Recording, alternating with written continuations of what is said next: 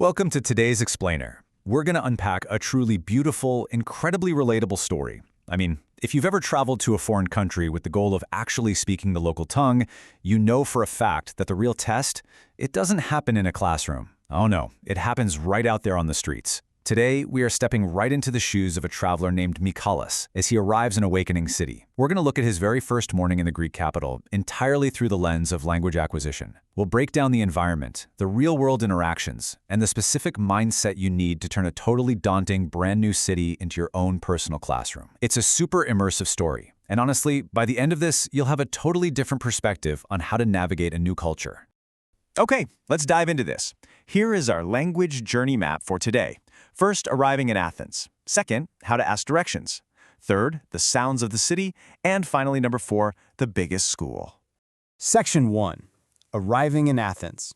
So the story kicks off early in the morning, right as the city is just waking up, stretching its legs, but the streets are already starting to bustle with traffic. Now, what's really interesting about this slide is Michalis' wonderfully simple setup for navigating this totally foreign environment. He's got a small suitcase, a backpack, and literally just a piece of paper with an address of where he's staying. In our modern world of digital maps and instant translation apps, there is something so grounding about that, right? But here is his absolute most critical asset, his emotion. He doesn't know the area, but he chooses curiosity instead of fear. For any language learner, this is the golden rule. Fear of making mistakes is going to paralyze you, but curiosity, that will push you forward to make that very first connection. Section 2. How to ask directions. This brings us right to Michalis' first real-world interaction with an elderly lady at a bus stop. Okay, so you've got your piece of paper, you've got the address, but you need help. Michalis is standing by these classic Athenian apartment blocks with those wide, beautiful balconies, and he spots an elderly lady. It's time to take the theory straight out of the textbook and put it into practice. He breaks the ice with this exact phrase. "Excuse me, do you know where Akarnon Street is?" Notice how he structures this. He initiates politely with "excuse me" to respectfully grab her attention, and then asks directly and clearly for his destination. When you're learning a language, mastering this specific formula, polite greeting followed by a direct question, it's basically your master key to navigating any city in the world. The elderly lady smiles at him, and seeing he's a visitor, explains the route nice and slowly. So the crucial point is, I really want to slow down for a second here so we can absorb these actionable steps. These are 3 vital directional phrases you're going to hear in almost any language. Step 1, go straight. Step 2, pass the traffic light. Step 3, turn right. If you can train your ear to just catch those specific markers, straight, traffic light, right, left, you can literally navigate anywhere. It is a brilliant, bite-sized language lesson happening right there at the bus stop. She finishes her directions with a wonderfully comforting conclusion: it is not far. Michalis warmly thanks her and continues on his way.